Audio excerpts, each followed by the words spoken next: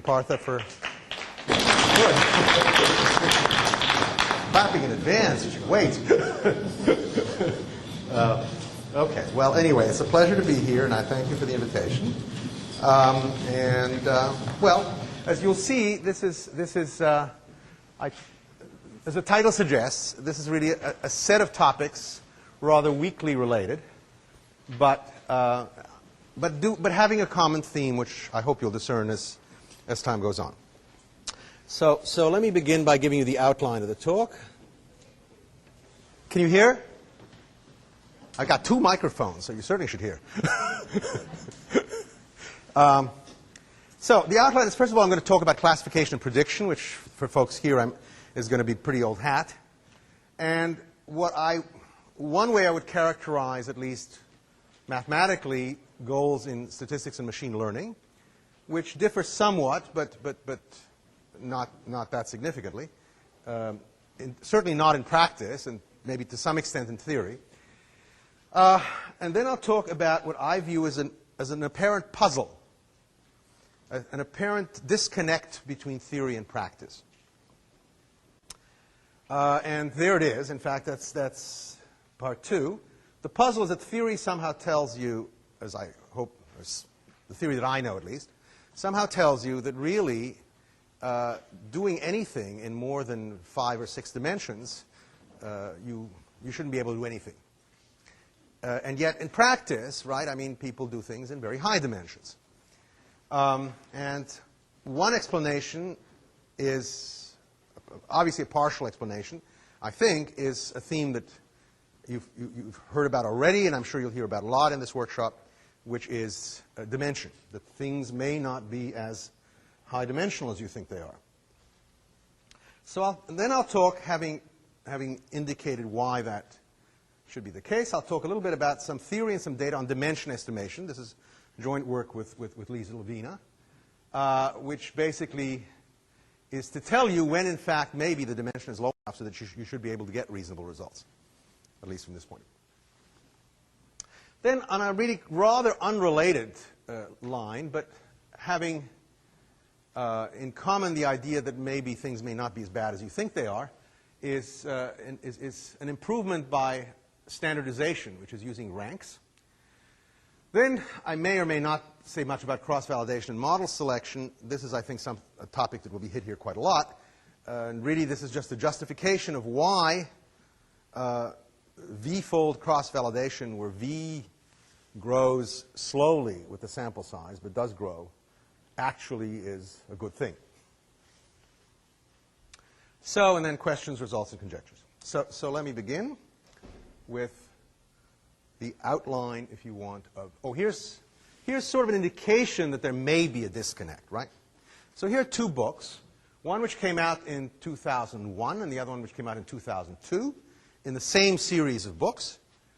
One is, I think it's fair to say, basically a book about the practice of machine learning or statistical learning or classification and regression, call it what you will, by Hastie, Tibshirani, and Friedman, talking about all various kinds of many types of algorithms, giving some intuitive judgments occasionally on why they work, making statements like, we have found that this works in practice.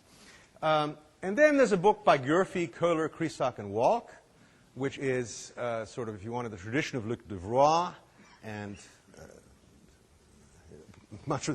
Steve and other people who work here, which is results, which is bounds on how well you can do in. And to indicate that there may be a little bit of a disconnect, the later book, admittedly only 1 year later, has exactly one reference, and that's a minor algorithm in the first. Right? And they're both books which, as you can see, are about 600 pages each or so.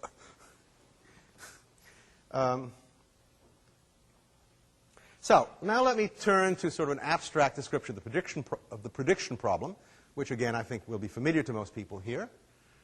So what we're given is a training sample, right, of high-dimensional, in principle, covariates, xi, and responses, yi. We assume that these are IID. This is really a sample from a distribution P, which belongs to some family script P. and x belongs to some space, and y we can think of as being real, or let's say in the case of classification, just taking on two values.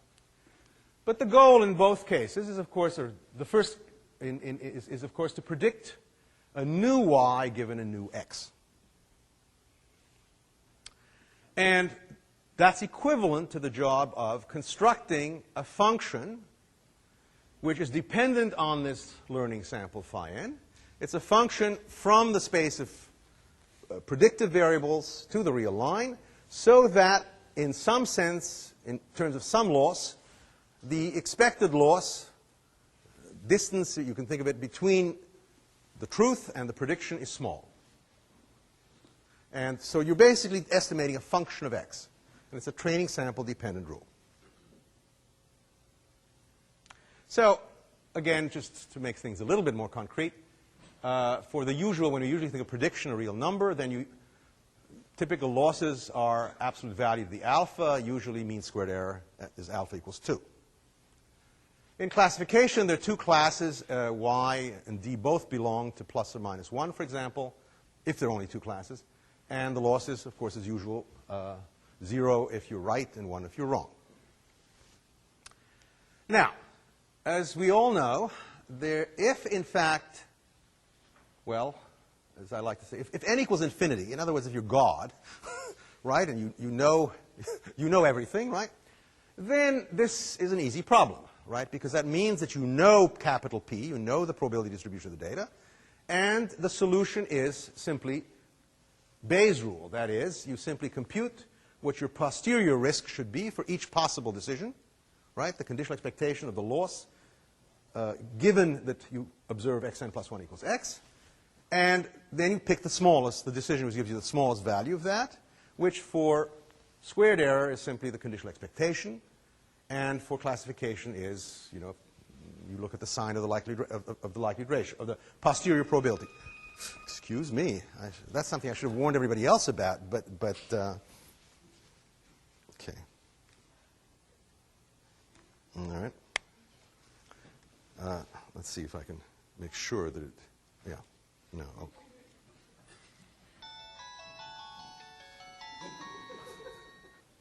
It's off. Okay. So this is all pretty old hat, I think. But of course, we're not God, we don't have a sample of infinite size, and so our job is indeed to construct something based on the sample, which is close to the Bayes rule. And so just the usual notation, I see I've lost one parenthesis here. You have the risk of a rule which depends on the data, where now you average, if you want, you integrate over the new observation as well as over the training sample. You can form the Bayes regret, which is simply how much worse you do than God.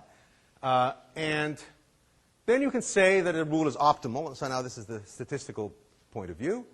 If over the class of probability distributions that you're looking at, the regret tends to 0. In other words, the rule is consistent. It's the same as Bayes consistency. Or you can make a finer analysis, and this is what's really quite closely related to the kinds of inequalities I think many of you have seen. That is, you can try to obtain rate minimaxity for a particular class, for a particular model, for a particular class of probabilities. So you measure performance of a rule by the worst case in the model. So the performance of delta hat is measured as by the sup over all p of the regret, right? And then you find that rule which gives you the minimal value of that. So that's a minimax rule, or essentially it's a worst case analysis. And you want those two things to be equal, let's say, at least up to order.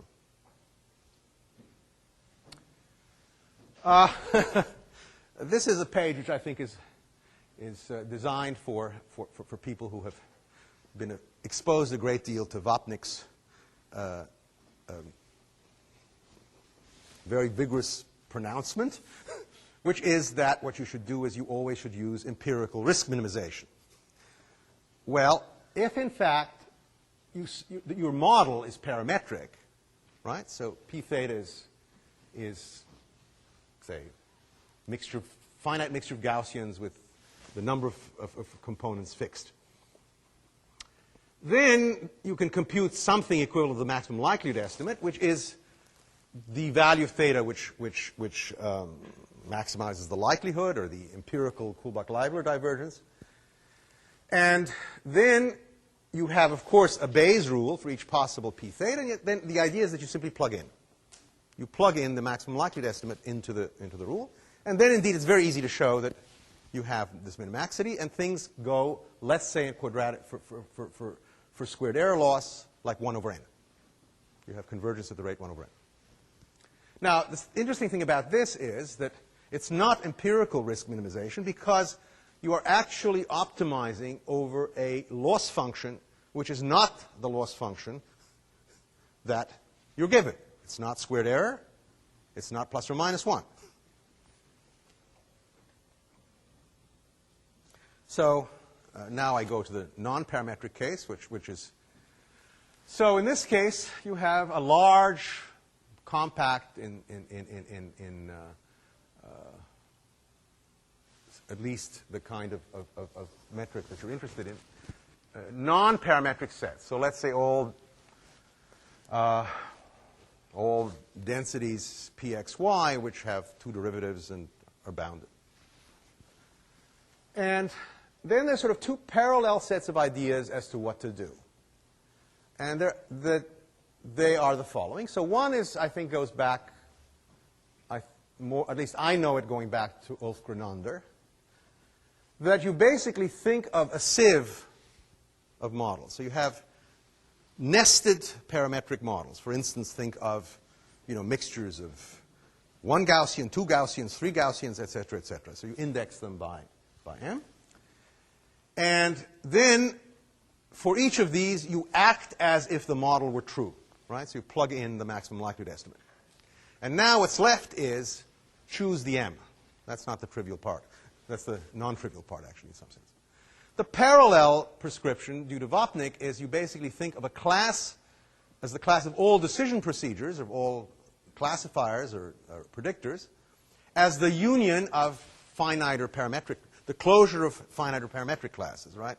So linear, quadratic, let's say if you think of regression, right? Regression based on the variable itself, linear regression based on the variable itself, based on the variable in the square, the variable in the cube, the variable square and cube, and so on. In that way, you can approximate in principle any function of one variable. And that's the idea, if you want, also behind the support vector story, right? I mean, that's why you can always separate the samples. You go high enough, and you can approximate any one-dimensional boundary.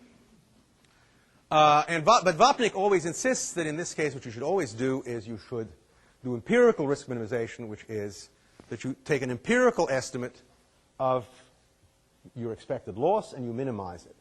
And then, of course, from that point on, one starts to ask about how well does one actually do in comparison to what the minimum value of the risk is. But again, you're left with the issue of how do you pick m. So from this point of view, there's sort of two new criteria, which, again, run parallel in statistics and computer science. So you look at the minimum regret that you can get over all these possible rules. So this is, of course, again, a quantity that only God can get. But God gets it. It's God being restricted, right? God knows what P is, but he has to use one of the delta M's, one of the delta M hats. And then you say something is an oracle rule if, in fact, the ratio of what you can do by estimating m in some data-dependent way to what God can do is 1. And then there's an analogous thing in statistics, which is so-called adaptive minimax. I'll skip that, but really the main point that I'm trying to get to, which I finally am, is that it is possible for very wide classes of spaces, right? So spaces of functions, which are smooth, and you look at a sphere in that class, that it is possible to choose M in a data-dependent way, of course, so that both the oracle criterion holds and the adaptive minimax criterion holds. But the thing that I want to point to is that what you conclude from that is that the best thing that going in that direction, what you find is that the best thing that even God can do, given these sequences,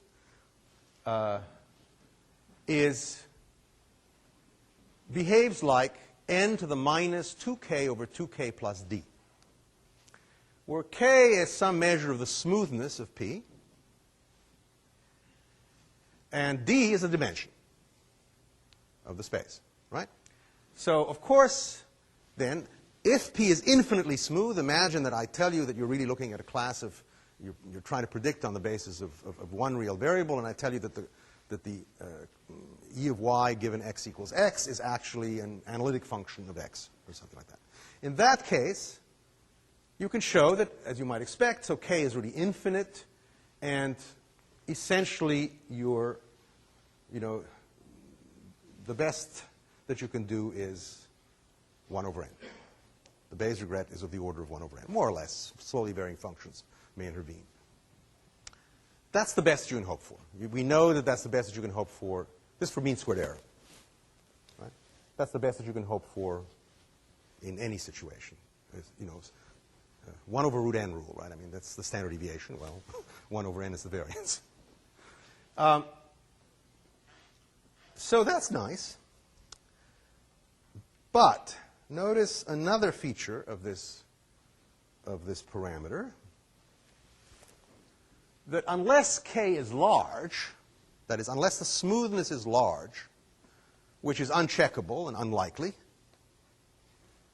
you're really dead if the dimension is at all large. Right? For example, you take 2 derivatives, 12 dimensions, 10,000 observations, and you get something which is of the order of 0.1. Of course, there are constants floating around and so on, but qualitatively, that's really, I think, the message that these rate results, which are extractable from all the oracle inequalities, if you want, are telling. But, so this is the theory, as I view it. But here's some empirical evidence, which I think many of you are familiar with. For instance, there's a classical problem in classification. Into 10 classes, you have these handwritten zip code digits. And the problem is you classify the zip code digits into 0, 1 through 9. Okay, so 10 classes. You have something like 10,000 observations, but the observation, if you think about it, can be thought of as, let's say, a 16 by 16 image. So the dimension is actually 256. And yet, effectively, that's the risk, the best you can do there. It's less than 0.025. This is a problem that's been worked on over many years. People keep on hammering it down. By now, I think people have stopped. But it's basically practically how well humans can do it. Microarrays, in a way, are even more striking. You have 3,000 or 4,000. I mean, this is taken from a paper of Dudois, a comparative paper of Dudois, Friedland, and Speed. You have 3,000 or 4,000 dimensions. You have a gene array. You have 2 or 3 classes in their case that they were interested in, of tumor types, let's say. You have 70 to 100 observations, and you have errors of 0.08. And then there's an example which I guess has to do with spam, which I don't remember. You can go to the Irvine database to find the details. So here we come finally to my main point, to my main question. Is there no cursive dimensionality? I mean, this business of the effect of D is often referred to, right, as the cursive dimensionality. It's a phrase which goes back to Richard Bellman, right? And in another slightly different context, but still the same story. And is there no cursive dimensionality, right? I mean, here you're doing ridiculously good things. Why is theory no guide to practice? Well, there are various explanations, and in fact, well, the last one isn't really an explanation. It's a story that you tell yourself, but well, these are all stories that you tell yourself. But the main one I'm going to dwell on is one that I think you may have heard before. You certainly are going to hear a lot about in the rest of the workshop, which is that x, or xn plus 1, lives on or close to a nice manifold, right? I guess a flat manifold in this formulation, but it doesn't, obviously it doesn't have to be. So you can imagine that your x is simply a smooth map from little m dimensions, where little m is a lot smaller than d, a one-to-one image of a nice compact set. So the thing is living really in what you see is d dimensions, but really, if you only were smart enough to figure out what t was, you could go back to m dimensions and then just use those. Of course, really no one quite believes that things live on manifolds, but they live maybe close to manifolds, and the distance may not be that great. The third I should mention, I'll skip over the middle, which is sparsity in the Gaussian white noise model. But the third is, again, a common way that people take, is they will tell themselves, for instance, that you have the conditional expectation of y given x, the regression, being, of course, in principle, it could be a function of any function of d variables, but it's a sum of functions of one variable. Then, of course, it's no harder than working on single variables on dimension 1. But why should that be? I mean, this is really like in the old days of statistics, everything was assumed to be a linear model, and then everything is additive. And I think there are enough examples to show that that's not an assumption which you can really trust in most cases. So I want to pursue a really very elementary consequence of the manifold story. Okay? So let's suppose that, in fact, you live on the vector of covariance lives on an m-dimensional manifold. And you, in order to get at Bayes' rule, anything close to Bayes' rule, you have to somehow be in the business, implicitly or explicitly, of estimating the conditional expectation, right, for squared error laws, in general, of estimating the conditional distribution of y given x. And it's quite easy to see that whatever, if you look at densities, these which are, I mean, of course, if you make them with respect to Lebesgue measure, you'll immediately see that your density, if you knew it in the population, that would be bad, because this would not be absolutely continuous with respect to Lebesgue measure. But make it absolutely continuous. Some measure you have your conditional density, and then you have the conditional density of y given what this thing of which the x that you do see is the image.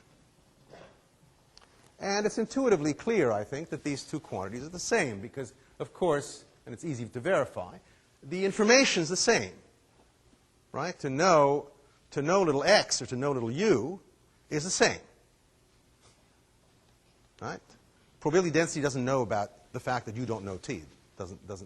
It doesn't care at all about that. So that suggests that maybe, although we're doing p hat of y given x, we're actually doing q hat of y given u. Or, in other words, that instead of doing estimation of functions on Rd plus 1, you're doing estimation of functions on Rm plus 1. Right? So if your variables, for example, were in whatever dimensional space, but they were lying on a circle, well, somehow, really, one dimension should cover it. Well, I actually do not believe that that's true for all methods of estimation, but here is an example which suggests that if your estimation method is local, in a suitable sense, then that should be happening to you, even though you don't know what the manifold is. So in statistics, very commonly one thinks of kernel density estimates. So you have two classes, P1 and P0, and Q1 and Q0 are the corresponding densities of the underlying variable u. And of course, again, this phenomenon is that, of course, the likelihood ratios are the same. So basically, I mean, in a way, the phenomenon is really Jacobians cancel when you're doing prediction.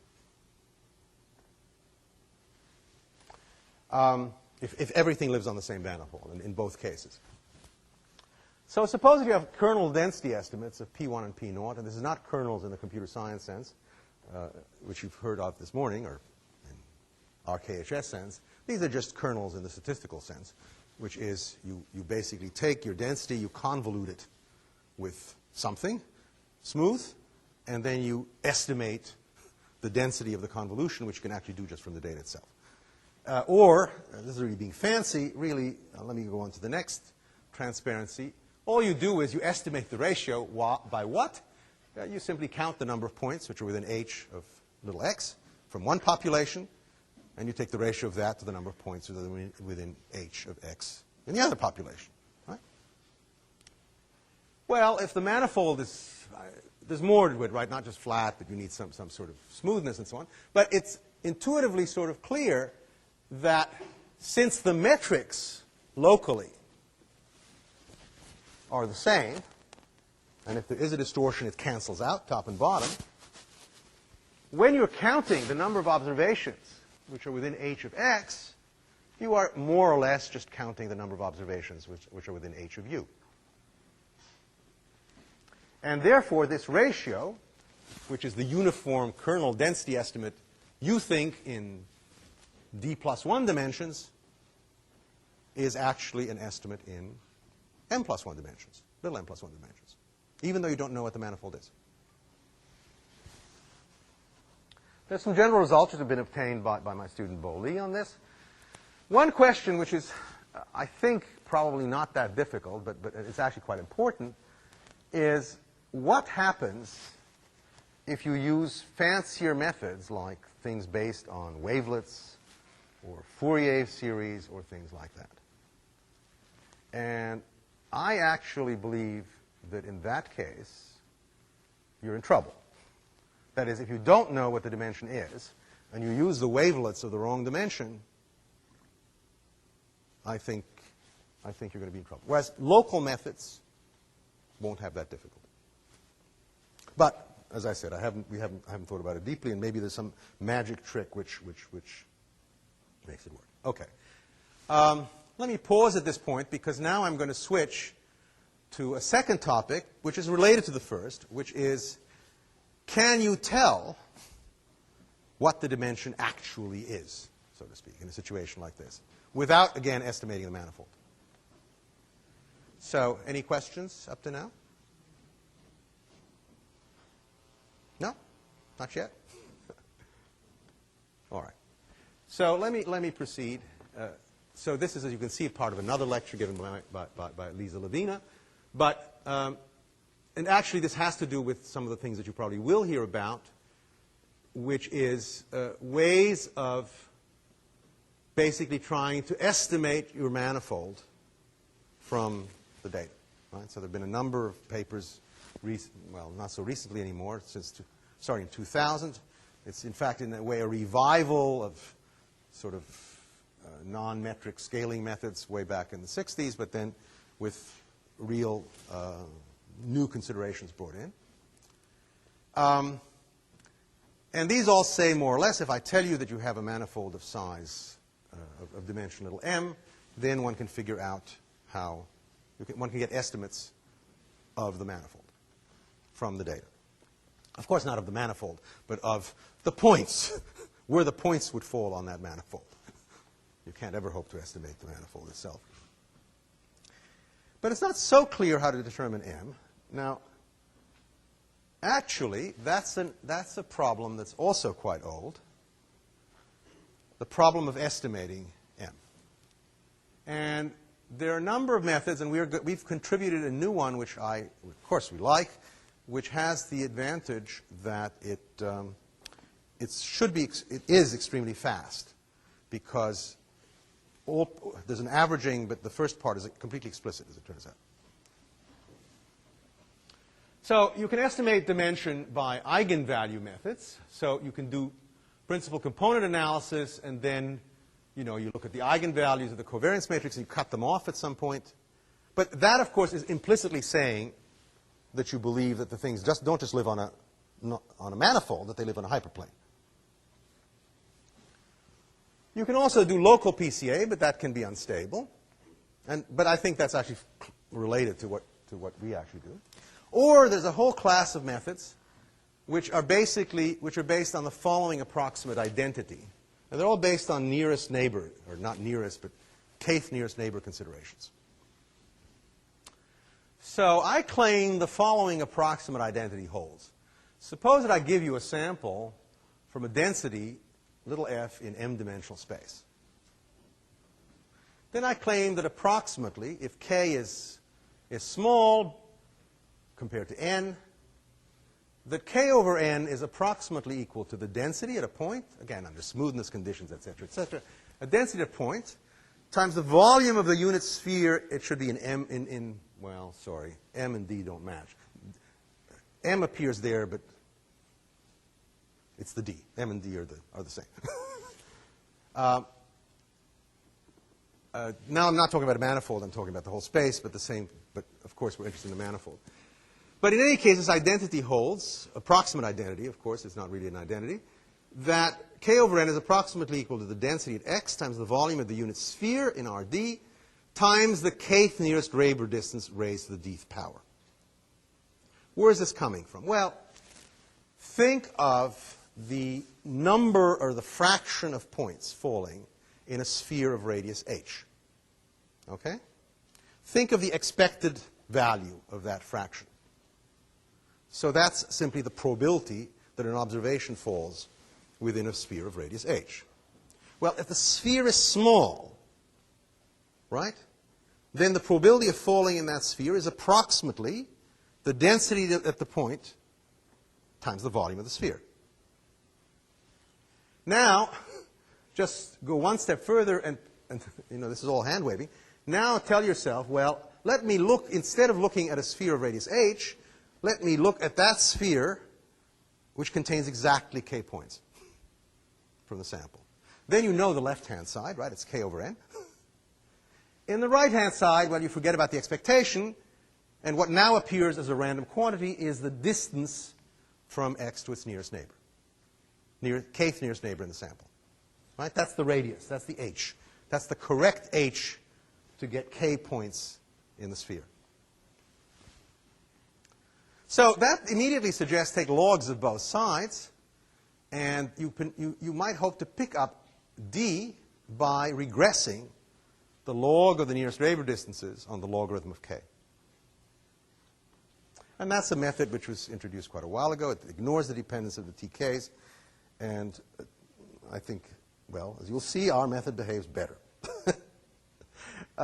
There have been other methods suggested. This was a method suggested by physicists who were interested in getting the dimension of strange attractors and things of this kind, where again, you can see that by the same formal kind of computations, that this quantity also should converge to the dimension. It's again based on looking at small balls, right? And looking at points which are close. They're within R of each other. In both of those cases, there's a question which is also present in our method, but it seems to be quite delicate in this case. How do you choose R, right? I mean, it's the limit as R tends to 0, but it turns out it's fairly unstable in some ways as R tends to 0. And then there's a capacity dimension, which, again, is counting balls, but I won't say more about that. They all rely on this heuristic, more or less, that I gave you earlier. So we, I have to admit, came on this not having really looked seriously at the literature, not looked at the literature at all, but came up with a method which turns, we think, is better than the others. It's both computationally faster and has some, as you'll see, statistical justifications. So imagine that you're at a point x, right? And now think of the stochastic process which says you count the number of points within a sphere of radius h. So that's indexed by h. Now that's a binomial process, right? For any h, the distribution is binomial. And if the sphere is small, you can approximate it by a Poisson process. Right? If the radius of the sphere is small in relation to n. And then you can compute from this formula that I wrote down before, you can compute the rate of this Poisson process, and there it is. I haven't been using the laser pointer, which of course I should be. So let me just point at it now. Oops. Yeah, okay. There's the intensity of that Poisson process. So it has little f of x, which is the density of the point. It has the volume. Now d has become m. And now this is simply the derivative of the probability mass. And there's something which for statisticians is very interesting here, because this is actually a two-parameter exponential family. And the two parameters are functions of, respectively, the dimension and the density at x. And if you follow that up, you can do maximum likelihood on this story. And lo and behold, you get actually, now this is for a sphere of fixed radius, you get a closed form estimate at the point x of the dimension.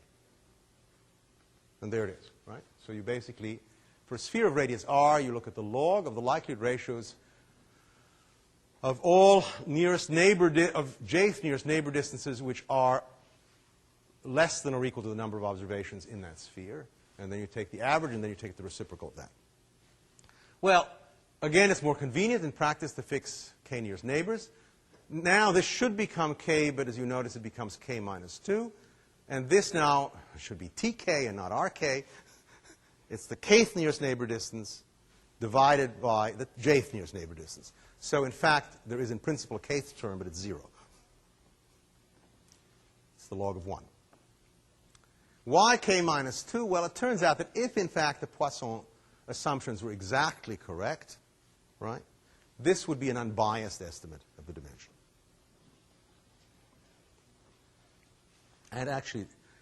And then what do you do? Okay, so this gives you an estimate of the dimension at a point, which in itself is of some interest, a local estimate of the dimension. But then if you really believe that things lie on a manifold, nice manifold of low dimension, then the natural thing to do is to just simply take the average of all your estimates at the single points. Or take sum over part of your kth. And then you can maybe further, sorry, I'm talking nonsense. This is the average of all the observations. You could use it for fixed k, but remember there's this parameter 2, which is the number of nearest neighbors. You could do a further averaging over k. Each k is giving you an estimate of the dimension. Now there's an interesting side remark which we haven't pursued, but which we do intend to look at, that if you look at the other parameter of the exponential family, it's the logarithm of the density. And if actually you do the same thing for that as you do for this, what you're getting is an estimate of the entropy. So this exponential family, or this collection of exponential families, contains the two, if you want, principal features of a distribution on a manifold. One, the dimension of the manifold, and the other one is how the points are distributed on it. Okay. So here's a little theory. This is a trivial theorem, and this is one which we actually have proved, which is not so trivial. So the trivial theorem is that if you fix the dimension, if you let the number of nearest neighbors tend to infinity, but the ratio tend to 0, the density is positive and continuous at x, then your estimate of the density is converging at rate 1 over kn, and in fact, you've got Gaussian convergence. What's not so obvious is that actually you can do something with this big guy. So look at the manifold which is expressed in this way. Suppose that the mappings are smooth and of rank m. that the density is bounded away from 0 to infinity, that the density itself is smooth and bounded on U in this sense. Then, and you keep K fixed. I think that's not necessary, but for the proof it is, at least the methods of proof that we use. If K is fixed, and you look at simply the average of these things, it actually converges to the density at rate 1 over n. So root n times m hat minus m converges to a Gaussian. This parameter here is horrible. But it can be evaluated. It's more or less coming from the idea that you have clouds of points, right, about each point, and they sort of overlap, but you can almost treat them as if they were independent. So these MK hats are almost independent. Well, sorry, they're not independent, but you look at the K nearest neighbors, right, they're certainly highly dependent. But then you have n over K things left. Each of those things is a variance 1 over K. And if they were independent, you'd get variance 1 over n. And in fact, you can show them. Now, let's see, I have what, 15 more minutes or 10 more minutes? 5? 7. Okay. All right. Well, I guess I won't get to some of the stuff. But I think this is a point that really has to be made. It's a point that we saw empirically, but which actually, after we saw it empirically, we realized what was happening. We thought, oh, gee, you've got a real estimate of the dimension. It worked very well, as you'll see, for dimensions up to 15 or so, with 5,000 observations. And we said, oh, well, let's push it up. Let's make the dimension higher. The dimension basically went to an asymptote. So you grossly underestimate it. And the reason for that, to see why that's happening, it's not certainly reflected in the theory you've given so far. To see why that's happening, I think it's that the curse of dimensionality still has some sting. If you do asymptotic theory in some senses, you should, as you let both the dimension go to infinity and the sample size go to infinity. That tells you how big does the sample size have to be in order for you to get a reasonable estimate of dimension. Well, it turns out, unfortunately, well, looks horrible, but let me just tell you that the sample size has to be of the order of dimension divided by 2 factorial. This is very bad. It's super exponential convergence. So basically, essentially what that says is that unless you have sample sizes which are absurd, even in these days, you shouldn't really trust dimensions over 20, any estimate that you get. And I believe this is not simply a flaw of our method. It's a flaw, it's actually a problem with any method of estimating dimension nonlinearly, because what happens is that all of these calculations rely on the nearest neighbor to a point being close. But in high dimension, the nearest neighbor is actually very far. You never, unless the sample size is of an order larger than d over 2 factorial, the nearest neighbor distance doesn't tend to 0.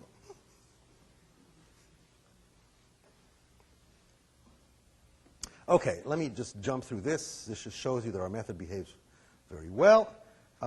Here are some image data examples where so we started to go out and just compute some estimate dimension for things out there. So image data, here you can see you have a series of images, but they're all poses of the same image, and the dimensions are low. They're of the order of 3 or 4. Although, again, you really expect formal size to be 256.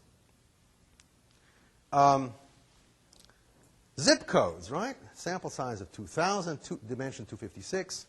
The true dimension is about 6. And that's looking at all the digits put together. Natural scenes, if you look at a single natural scene, the dimension is about 13. Spam, you're in trouble. So it's not true, of course, that we can expect that wherever we go. In fact, you can easily see that what happened, that if you have a, two things which are quite unrelated, let's say two scenes which are unrelated, and both of them are nice and smooth and so on, you treat them each of a single population, then their dimension is indeed relatively low, but you put them together as a population, all of a sudden your dimension doubles.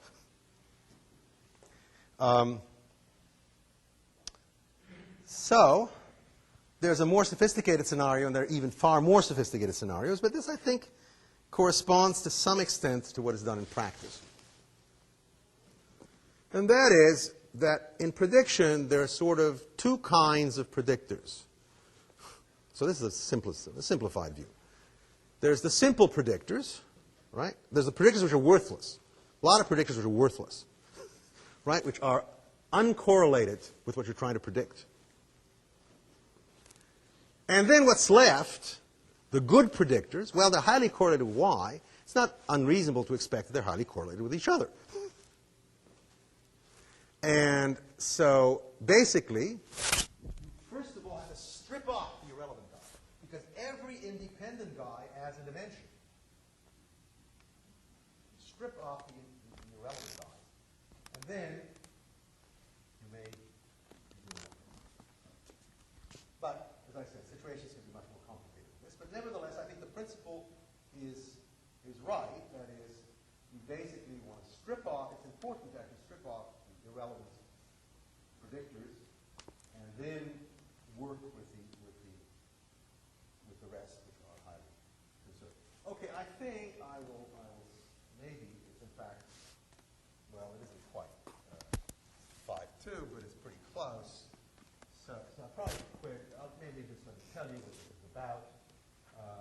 What this is about is it can make sense, and in fact, there's an astronomical database where this is done, to take your covariates, if they're numerical, right, and rank within each coordinate, right, and then replace the observations by their ranks.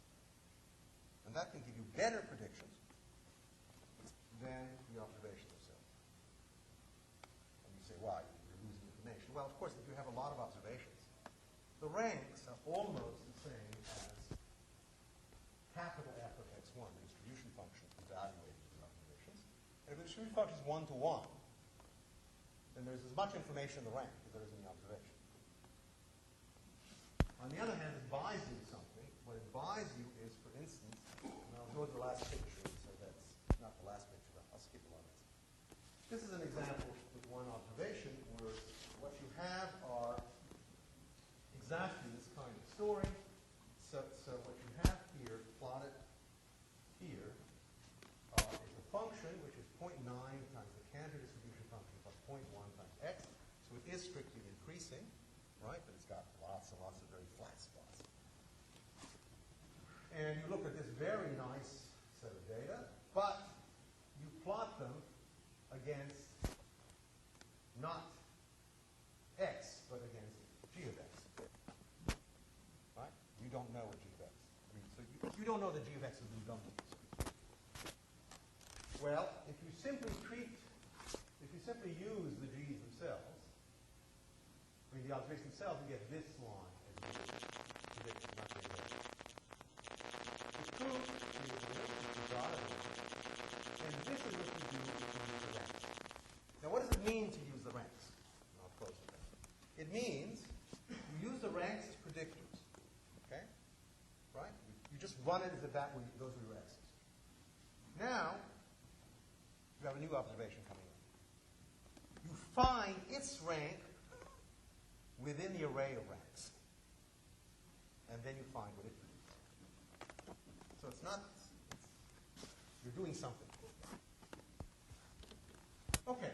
I think this is probably, I mean, there's some other things I want to talk about, but as Steve informed me, we should leave 5 minutes.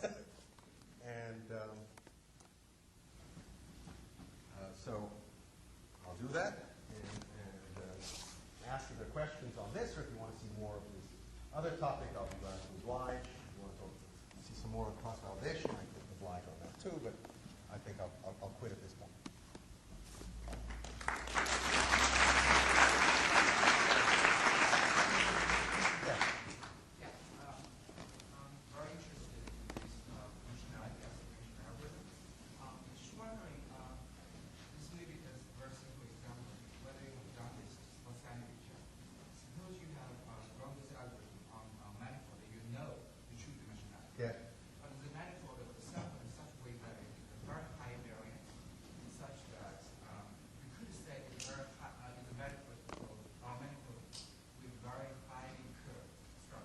you mean, so for example, something like this. Yes. Yeah. But the true manifold is actually like that's a two-dimensional or one-dimensional. It's but it's in fact like that. So think. Am I right that you're thinking of, let's say, a curve which is like this? Yeah. Okay. So what is the result of? You're in trouble. And the reason that you're in trouble is because the parameters which govern. Remember, there are certain things that enter into this, which are the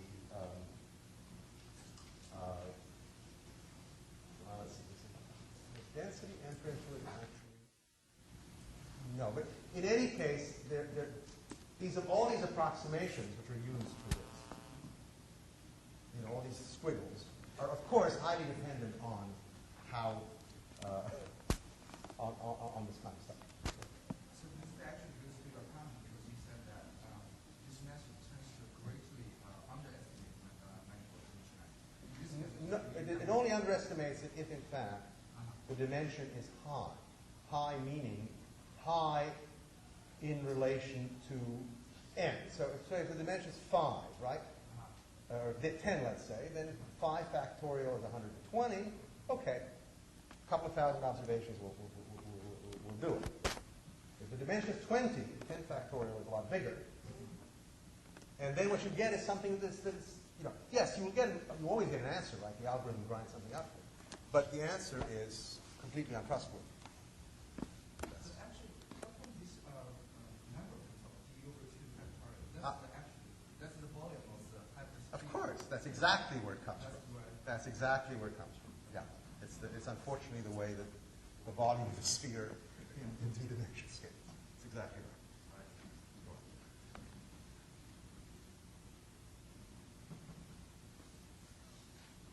Yes? I'm sorry. As for the usage of cross-validation. Yes. Okay, when you do experiments on a lot of data, Yes. you see what kind of cross-validation on which number of folds is the most efficient. 10 for 24. How do I switch? Well, okay. The truth is that I can't tell you that really more than anyone else. But I can tell, so that's the theoretical result. People, at least in statistics, I'm not sure that that's true in computer science, when they talk about cross-validation, leave one out cross-validation. But that definitely is not the right thing to do. So what one can do is prove the following. Suppose I give you a sequence of rules, and I want to pick from among them by cross-validation. Okay? Then the asymptotics tells you that what you should do is to take a fraction of your sample, just a single fraction, so it's not even V4, which is growing very slowly. It's not fixed. It's like log n. It's negligible compared to the size of your sample as a whole. You use that as your test sample. And you use the big sample as your training sample. And if you do that, then more or less what the theory tells you is, even though you're not God and can't pick the best M out of the sequence, you do just as well as God, asymptotically. That is, picking your rule according to which rule does best on the test sample. So you're making comparisons of rules. That's actually rather important because, of course, a log n sample will give you a terrible estimate of how you're actually performing. But it's sort of remarkable that if you start to look at differences, if A is better than B, then you actually are in good shape. And you are essentially able to mimic the correct behavior as long as the rate of convergence is not faster than a slowly varying function divided by n. Can I please take it a bit forward? Sure. A bit more complicated? Yeah. Okay, let's assume that there are 20 big groups of data. Yeah. To avoid situations of overfitting. Yeah. Okay, what I'll do, I'm going to divide each group to smaller chunks. Okay, let's say theoretically I'm going to divide each group to chunks of 20 or 30 pieces. Since I have a lot of data, so I won't have any problem, and that's, I'm sure that you'll agree. So each of the groups is how big? Again, I have 20 groups. Okay, Yeah. which are very big, and I'm going to divide each group to 30 subgroups. Let's say. I'm doing it to avoid the chance of overfitting. I'm sorry. I'm doing it in order to avoid the situation of overfitting. Yes. Okay, now, when I'm going to use cross-validation, okay, now, in this case, since I have 20 big groups, the common logic says I need to choose 20 for cross-validation. Okay, but I read a few papers, and a few papers suggest that 10 cross-validation can be much more accurate in this case. 10 cross-validation dividing, are you using the 20 groups as I'm a bit lost still. Yeah. Are you using the 20 groups as your sets of, as your copies of data, or do you have a structure there? So each of these 20 groups they're all different. I mean, what kind of problem? What's your prediction problem? Okay, so basically, yeah, each group is different. Each group is different. Yeah. Okay. Okay, so my question is, when I run AI tools in order to check accuracy, Yes. in this case, for example, text classification, Yes. right? I have to, basically, I did two experiments. One was 20 for consolidation, the other one was 10 for In each of the groups. Exactly. Yeah. Yeah. There, the larger groups did better. Is that right? Yeah. Yeah. Okay. First of all, as I said, all this is really just a qualitative guide in the same way as these ratio things are. So, I don't know how large log n is in comparison to the size of your groups, whether you end up into a division of 10 or you end up into a division of 20. Right? I mean, whether it's log to the base 2 or not, right? So the answer is, at that level, right, the theory, at least as far as I know it, can't tell you anything. The only thing it does is it gives you a qualitative sense that what is done often in statistics, which is this business of leaving out 1, is not the right thing to do. That is, so dividing into 10 or 20 is better, but whether it should be 10 or 20 for a particular sample size, can't say. Yeah. What is the intuition behind dimensional essential point? A point has 0 dimensions, right? A single point. So you average it like Oh, dimension at a point, you mean? Okay. Well, imagine a situation like this. Suppose that you have 2 balls, right? Suppose you have you're in 3 dimensions, right? And you have 2 disks, right? But the disks are connected by a single line. Right? So the dimension of the whole thing is 2. But if you look at the point on the line connecting them, the dimension is 1. I mean, all this dimension is local dimension. Then you take the average of all. Well, I do, but in fact, I mean, one application which it seems, or kind of application is interesting, is in numerical weather prediction, where they're dealing with very, very high dimensional things, 10,000 dimensional time series. And there, it really does make sense to look at local dimension, right? Because these are dynamical systems, and some parts of the dimension are you're I guess close to the strange attractor. I mean, Steve knows all this stuff, and in other cases you're not so. And so it may make a difference. You may want to treat different parts of space differently.